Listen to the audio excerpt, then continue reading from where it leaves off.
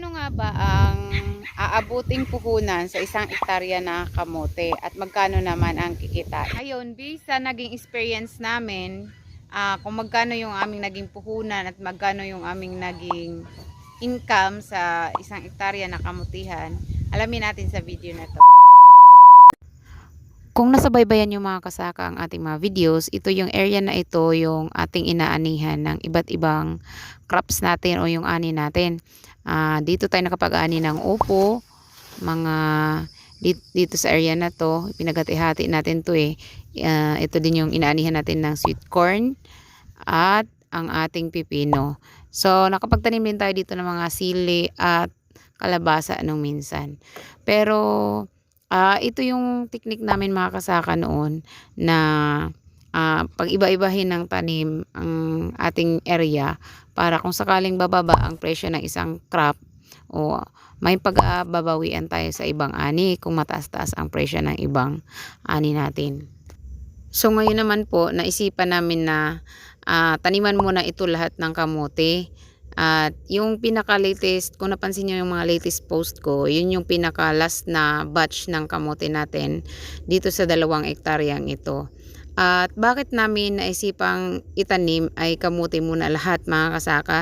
Dahil nga nakitaan namin ng potensyal yung kamote. Bukod sa napakaganda ng presyo niya, hindi nagalaw, buong taon ay hindi talaga siya nabagsak ang presyo. Yung demand din ng kamote talagang hindi din na nababa ang demand.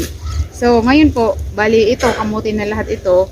Kung isusumahin ito mga kasaka, nasa 2 ektarya itong aming tinatamnan ngayon ng kamote. At ngayon nga mga kasaka, pagbibigyan na natin yung mga katanungan ninyo kung magkano nga ba ang abuting kapital sa isang ektaryang kamote.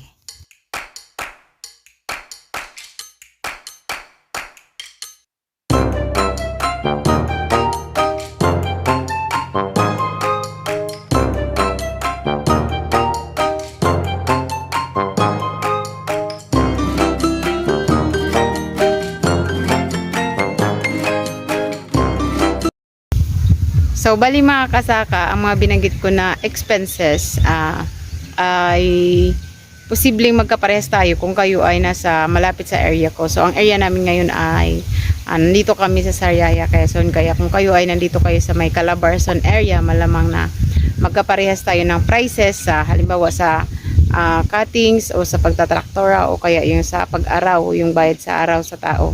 Posible tayong magkaparehas. Pero kung malayo na kayo sa area namin, halimbawa nasa North Luzon kayo or nasa Visayas kayo or nasa Mindanao kayo, so maaring tayo ay mas malaki ang discrepancy sa atin, maaring mas mababa sa inyo or mas mataas sa inyo. So at least binigyan ko kayo ng idea kung ano yung mga magiging expenses kapag magtanim kayo ng kamote. Note nga pala mga kasaka na sa ginawa kong listahan ng gastos ay hindi ako naglagay ng gastos sa lupa dahil hindi po kasi tayo pare-parehas ng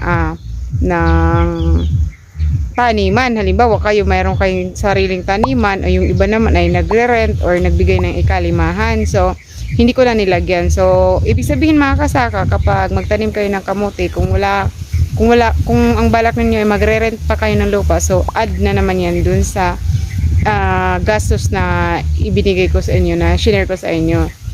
Kung wala naman ay syempre wala na kayong i-add na gastusin para dun sa taniman ng lupa. Ngayon po na napag-usapan na natin ang gastos mga kasaka, so pag-usapan naman natin, isunod naman natin ang income, kung magkano yung income, estimated income base sa aming karanasan sa isang ektaryang kamote. Kasaka, ipakita ko sa inyo yung huli naming tanim, 2 batches kasi yun.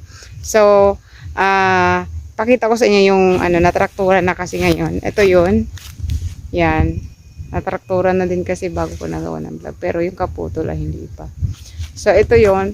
Yung isang ektarya. Bali, ito yung pinakahuli naming inanihan.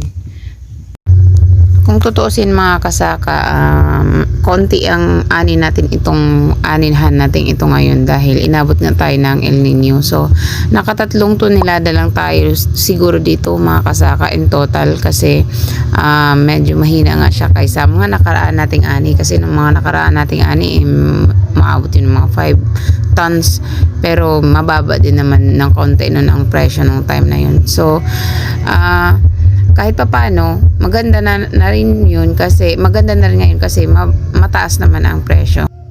35 per kilo. So, do the math mga kasaka, pwede nang kwentahin para magkaroon kayo ng ideya kung magkano yung naging income kapag ganun lang kadami yung ani sa isang hektaryang kamutihan. So, nasagot yung katanungan, yung request ninyo mga kasaka, kung magkano yung total na magiging capital kapag magtatanim ng isang hektaryang kamote. Gayun din, na-share ko sa inyo yung possible na magiging harvest sa isang hektaryang kamote. Depende yan sa mga ilang factor na pwedeng maranasan kapag nagtatanim ka ng kamote. Mga kasaka, kagaya ng El Nino. So, medyo mababa yung ani natin. Pero mataas naman po yung presyo. So, sa susunod na video mga kasaka, i-share ko sa inyo kung bakit inspired pa rin ako na ibahagi sa inyo ito kahit nangahulugan ng pagbaba ng demand ng kamote o maging kalaban sa kamote. So, yun lang mga kasaka. Happy farming sa ating lahat. Sana po, shout out po sa inyong lahat at sana po magtagumpay po kayong lahat sa inyong mga tanim sa pagsasaka, lalo na sa mga newbies na nag-uumpisang magtanim at na-inspired sa mga videos na ginawa namin. Maraming salamat po sa inyong suporta. Happy farming sa ating lahat. Bye-bye. Yun na yan sakay. Oh, sobrang haba. Gabraso mo na. Singhaba ng braso mo, sinlaki. Yan pa sa paa mo, ang dami. Agad lang banji. Itong puno. Wow! Ito na, banji, ito na. Yan na. Ito na. Ayun, ito na. Ito na, banji, ito na. Ganito sa YouTube nakita ko banji eh. Buwa. Ganito na banji nakita ko sa YouTube eh. Ganito. Ganyan talaga siya banji. Ganyan. Ganito talaga siya. Ganyan. Yan. Ganon talaga siya. Ay, naputol. Sorry. Yan Ay, naputol ulit. Ayun. O, diba? Marami pa dito yan. Yun pa, oo. Yan pa nga. Binali-bali mo naman. Mapupunta na yan sa... Sorry. Mapupunta na yan sa medyo. Hindi na yan sa good. Hindi naman, pertimbang. Ganda. Hindi na yan huhugasan, di ba? Oo, di walang problema na yan. Videoan mo na yan.